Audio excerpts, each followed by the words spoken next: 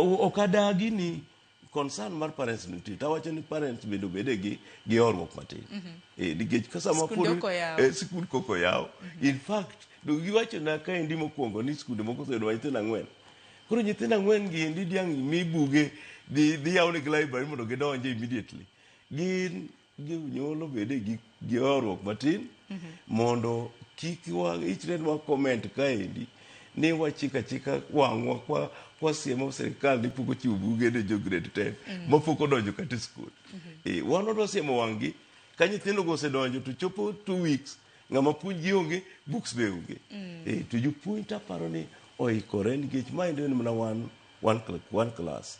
Koro jopuonj nyaka bende oikore ni kaluwore gi curriculum and the syllabus manocho ornegi, giseng'eyo sources of how to start. Koro kaka gidhi chako to ging'eyo. Gibiro ywak mani buge gi endi ok be ahinya. To ok wanya ichore ni wanya tera buge skul, buge moko ndi kata maber. Dong nocha neno ka Professor Ng'ondo tero jopuonj mondo odhi validate textbooks Kisumu. Ma jopuonj okaka all 2 weeks.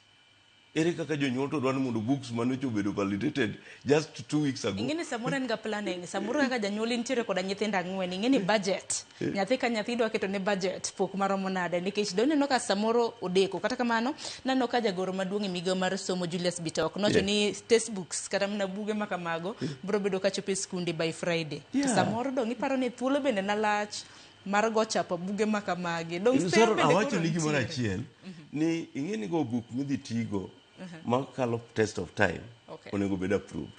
Jopuonj go endo be nyaka ema tigo mondo validate puodh buge go, nito buge gi be gin buge maber monego bed itiyogo e grade ni. Ere mondik maber kata marach ma onego bed ni inuoyo ndiko. Koro ne gisetimo gigo. Ok adwa bedo the devil's advocate kai. To gima ng'eyo ni nang'eyo ni jopuonj ma members wa thothgi nodhi kendo ne meeting otim mana Tom Mboya Labour College. Ma books no obedo validated kabisa. Makoro jonyuolo bedo kod horruok. Gibed gi horruok. Wan kanyo to kura trust PS Bitok.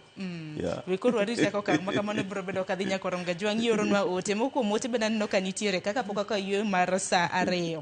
Ywak nitiere kaluwore kod asoya ma bende nitiere makoro en mana seyo akere mana ka migosi akedin bende ng'e samoro skunde makawo asoya nikech ywak nitiere ni asoya ma jo skunde dwaro mar mondo mi nyathi rwaki e sikul. Magi ne jonyuol ma bende namanyo ni nyithindgi skul. Saron mano endo candidate mar police. Iyudo ka jonyuol mang'eny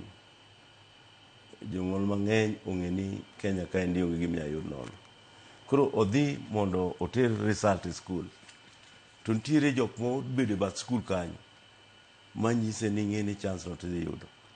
To mano obedo bath gate mar kata State House Girls ga ni chance ni dhi yudo kila lup 50. To kore gi principal Achudhe. En mra chudhe ma conmen. Mung'eyo very well ni parents are vulnerable. To jo Kenyans bende pachgi ni onge giminyalo mi nono sani. Koro anaparo ni comment mara to limited kanyo. Nikech aseng'eyo jonyuol manyisa ni kata kantiwa. Ambe ng'eni gi approacha ni my nice school to kata kanti gimoro matin midwaro. Iwach na wacha. Koro pare ni mano edo gima sil. Koro gino ka gino okan go comfortable moda handle. Makora chudhe bende koro bende okikore. Okikore ng'ato obiro ira kaka ng'ama nyalo wuoyo kata gi Bitok. To kendo nyisa ni kata ka Bitok no nyalo dwaro gima tin. Samoro ing'e kata mana jatend skul moro ma wuode samoro nagombo dhi. Koro ere kaka diang' aichra ni koro an adwa kawo siling 20,000 mar janyuol nadhi yudo ne Alliance. Kata awinjo ni Alliance gin go giwacho ni en 200,000. Gin pesa ma kor gilach nikech ani mana gin mana 100,000 gi pesa monyalo yudo go Alliance no. Ok oyud ne nyathine no endo dhi somo outside odhi timo another curriculum. Odhi tim IGC. Mano endi gima timore. Wan wajoka ahinya gi weche mag nyithindo mag somo. An awuon asome ordinary school. I'm here. Kinkura na an old man. koro ere gima important somo